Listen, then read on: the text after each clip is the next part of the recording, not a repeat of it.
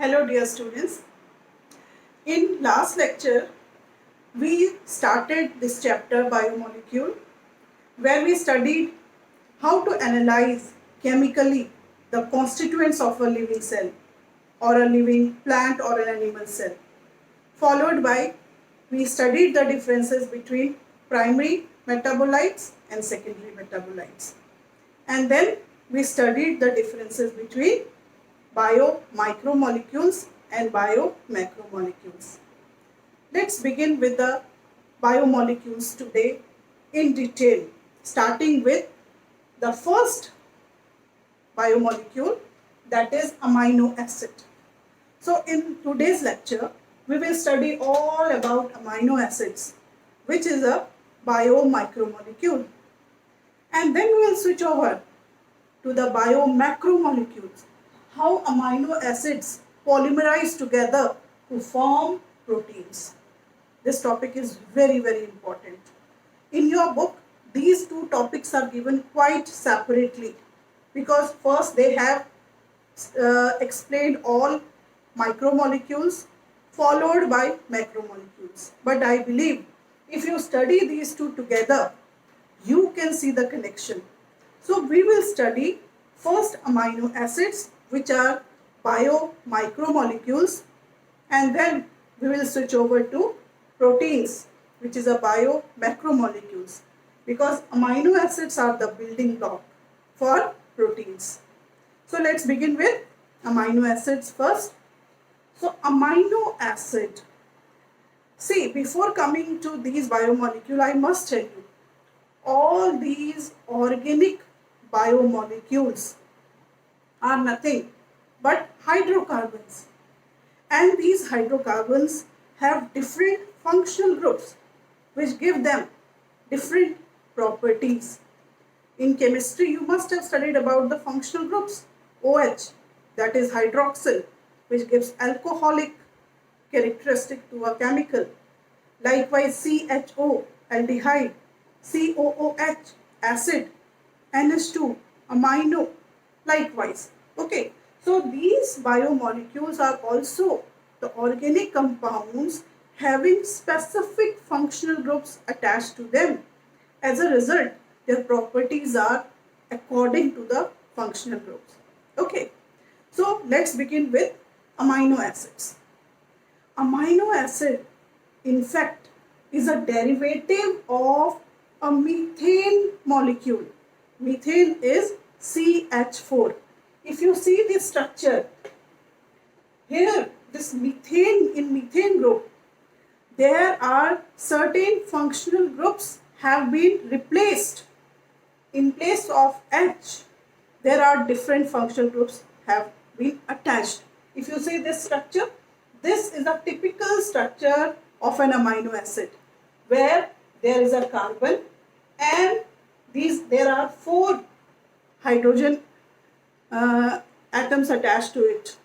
Okay, so these hydrogen, in place of hydrogen, if you see here, this side a carboxylic group is attached, and on this side an amino group is attached, and this is an alkyl group and this is a hydrogen group. Okay, so we can say that amino acids are nothing but covalent compounds which have got specific functional groups attached to them. On one extreme end, there is a carboxylic group attached, and on other side, there is an amino group attached. That's why we say amino acid. This is amino and this is acid. Okay, so there are 2 functional groups attached, and this is a covalent compound. Now, if we see the properties of amino acids are water soluble. They are very small compounds. They are crystalline in nature and they have high melting point because they behave like salts, and they have deuterionic form. What is deuterionic form? See, if you see the ionic compound, the positively charged ionic compounds are called cationic compound, and the negatively charged compounds are called anionic compound. compound, anion. Okay. So when we say deuterionic, these are the chemicals structures which have both cation as well as anion attached to the same compound.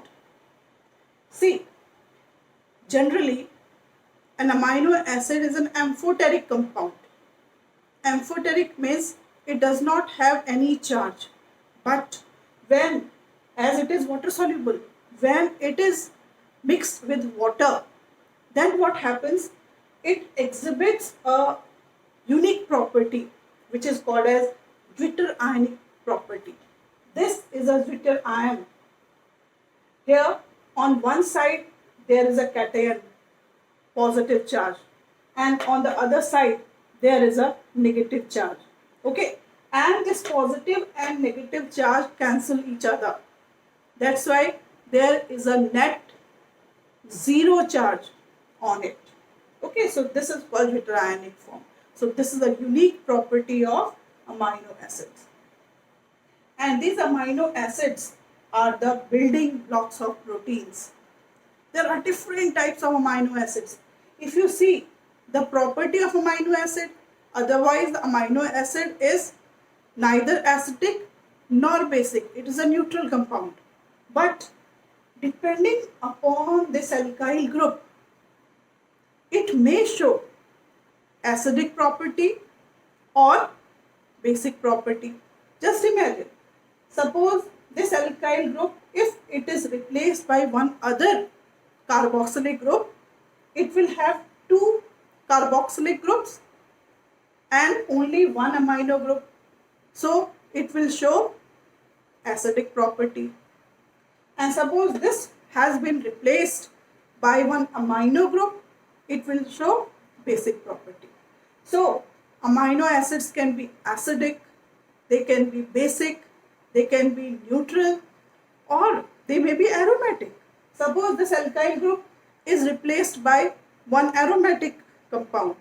So the whole amino acid will show the aromatic property. So we will study the different types of amino acids in detail now. So this is a flow chart showing all the different types of amino acids. In this world, there are only 20 amino acids. All the plant proteins, animal proteins, and the proteins produced by microorganisms are made up of only these 20 amino acids. Let us study these amino acids on different criteria. Let us first differentiate between essential amino acids and non-essential amino acids. Essential amino acids are those amino acids which our body cannot prepare on its own. It has to be taken in the form of food. So there are 9 essential amino acids. Whereas non-essential amino acids are those amino acids which our body can prepare on its own whenever they are required. So there are 11 non-essential amino acids. So let us first study the examples of essential and non-essential amino acids. So essential amino acids include histidine, isoleucine, leucine, lysine, phenylalanine, threonine, methionine, tryptophan, and valine. These are essential amino acids. They need to be taken in the diet, which our body cannot synthesize on its own. Then the 11 non-essential amino acids include alanine, arginine, aspartic acid, glutamine, glutamic acid, glutamine, glycine, proline, serine, tyrosine, asparagine, and cysteine. So this is the first category, essential and non-essential amino acids. Now, if we study the amino acids from its chemical composition point of view, then let's see. So the amino acids can be the acidic amino acid, basic amino acids, and the neutral amino acid. As I told you, most amino acids are neutral because they have both one acidic and one amino group. So acid neutralizes the base, so they are neutral. But there are certain amino acids which have got only one amino group but two carboxylic acid groups. So they will be called as monoamino dicarboxylic acids. They are acidic in nature. For example, aspartic acid, glutamic acid, they are acidic in nature. They are acidic amino acids. Likewise, there are amino acids where there are two amino and only one carboxylic group. So they will be called diamino monocarboxylic acid. For example, glutamine, arginine, asparagine, all these are basic in nature. There are certain amino acids which are aromatic because they have got aromatic compound attached to it. For example, phenylalanine, it will have a phenyl group attached to it. So this will give a characteristic smell to that. Okay. And if you see the chemical structures of the amino acids given in your book, the simplest amino acid is glycine. See the structure of glycine. It's just C, two hydrogen attached to it, and one carboxylic and other is amino group. So this is the simplest amino acid, that is glycine. Now if you see alanine, it is also quite simple. Here in place of hydrogen there is one methyl group attached, otherwise it's a very simple group. Now if you see serine, here in place of this, here one alcoholic group is attached, CH2OH. So in this way, these amino acids, they show different properties based on the functional group attached to it. Basically this R group, when it is replaced by any particular functional group, it shows a different property. So these were the flow chart showing the amino acids. Now let's switch over to polymerization of these amino acids. How these amino acids, they are attached to each other and they polymerize to form polypeptides, which will further be converted into different types of proteins. Now let's see how these amino acids, which are biomicromolecules, polymerize. How are they attached with each other? So the two amino acids are attached with the help of a bond called as peptide bond. So peptide bond is formed between two amino acids. Let's see how. Suppose this is one amino acid which is having one carboxylic group on its right and amino group on the left. Likewise here, this is amino acid 2 which is having amino group on the left and carboxylic group on right. So there is polymerization between these two with the loss of one water molecule. You can see here. So this OH and H, it combines together to form water. So this water is removed and these two molecules are attached together with the help of a bond. This bond between this carboxylic of amino acid 1 and amino group of amino acid 2, this bond which is formed is called as the peptide bond. Okay, so this amino acid, these two amino acids are held together by the peptide bond. This is very important bond. Now let us see how a polypeptide is formed. This is just a peptide bond between two amino acids. Suppose there are number of amino acids. Suppose, for example, we have taken 5 amino acids. Amino acid 1, 2, 3, 4, 5 and so on. So you can see the bond between amino acid 1 and amino acid 2. This is the peptide bond. This is the peptide bond. Likewise, this is the peptide bond. Here is the peptide bond. So on. Okay. So as a result, many peptide bonds are formed, and the compound which is formed is called as a polypeptide. Likewise, more and more number of amino acids, they polymerize together to form a long chain, and that long chain is called as polypeptide. And these polypeptides are oriented in a different way, and they form different types of proteins. Now let's study different types of proteins based on the polymerization and their orientation. Now let's study about the proteins. Proteins are the polymers which are formed from amino acids. So when various amino acids, they are held together with the help of peptide bonds, they form polypeptides. And these polypeptides, they are acting as proteins. Before we go into the molecular structure of proteins, let's see how to categorize them, how to classify the proteins. So we can classify the proteins based on their function and based on their molecular structure. So let us first see how they are classified based on their functions. So we can classify the proteins as intercellular ground substances, that is collagen. One of the example is collagen.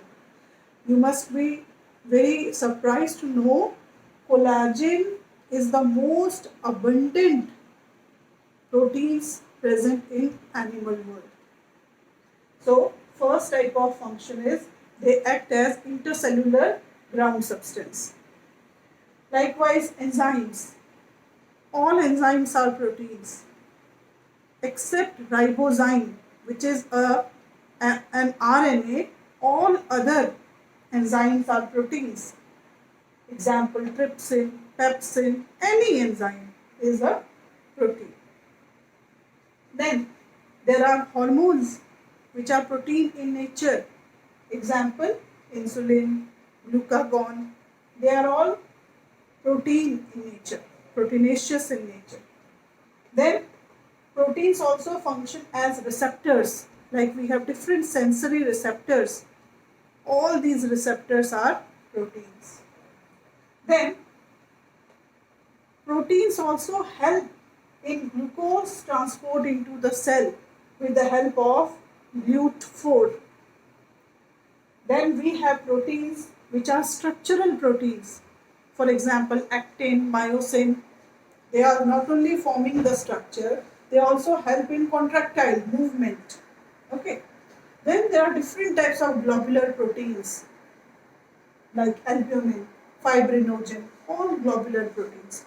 So based on the functions, there are innumerable number of proteins. These are only few examples. Fine. Now, all these functional proteins can be grouped into these 4 categories based on their structure. They are primary proteins, secondary proteins, tertiary proteins, and quaternary proteins. All the proteins can be divided into 4 categories based on their molecular structure, their orientation, their 2-dimensional nature or 3-dimensional nature, like this. Okay. Now let us study these proteins on the basis of their structure. Now let's study the proteins on the basis of their structures. So on the basis of structure, they are divided into 4 categories: primary, secondary, tertiary, and quaternary. What are primary proteins?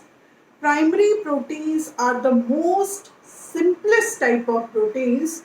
They are a straight chain of amino acids held together by only peptide bonds. So you can see here amino acid number 1, 2, 3, 4, 5, and this red color link is the peptide bond. So in a primary protein, the left side or the first part is called as the N terminal because there will be amino group attached to the left side, and on the right it is called C terminal.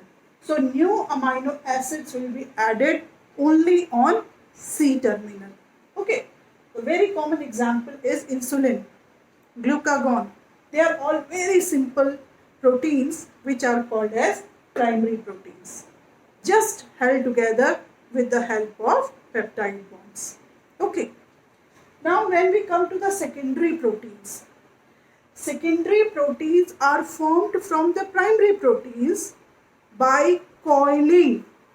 So these, a straight chain of amino acid, it coils. So it may be of two types. It can be alpha helix and beta pleated.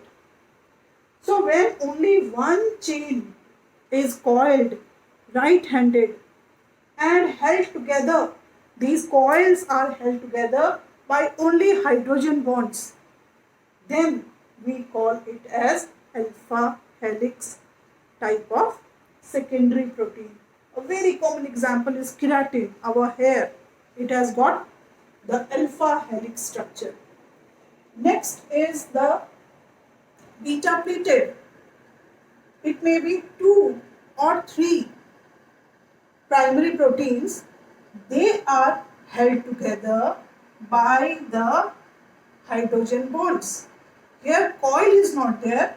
A pleat-like structure is formed between 2 or 3 primary proteins and it gives a pleated structure.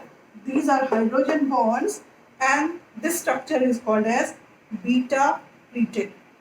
And example is fibroin. Fibroin is the protein present in silk. So that silk gives that wave because of this beta pleated structure. Fine.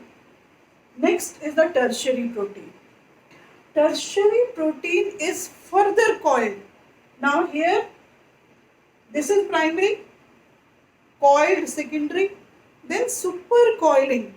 A coiled structure is folded. This is a two-dimensional, but this becomes three-dimensional because this coil is folded and held together by disulfide bonds, and it gives a three-dimensional woven-like structure. Okay, and the enzymes are the example of the tertiary types of proteins. All enzymes, they are all tertiary proteins where it is a three-dimensional structure, and because of that folding, the enzymes have got certain pockets which are called as active sites, which we will study later on in this chapter. Then last type of proteins are the quaternary proteins. Quaternary proteins are just like tertiary proteins, but there are more than one type of tertiary proteins. You can see this black color is one tertiary protein, green is another tertiary protein, and this red is another tertiary proteins. And all these tertiary proteins, they are forming a big structure, and that is called as a quaternary structure. Example is hemoglobin. Okay, so this structure is the most complex type of protein. So based on the structure, the proteins are primary, secondary, tertiary and quaternary. So today we have studied all about amino acids and proteins. And these proteins and amino acids, they form the most important biomolecule in this whole world. Okay, so please go through this. If you have any doubt, please ask me. Thank you.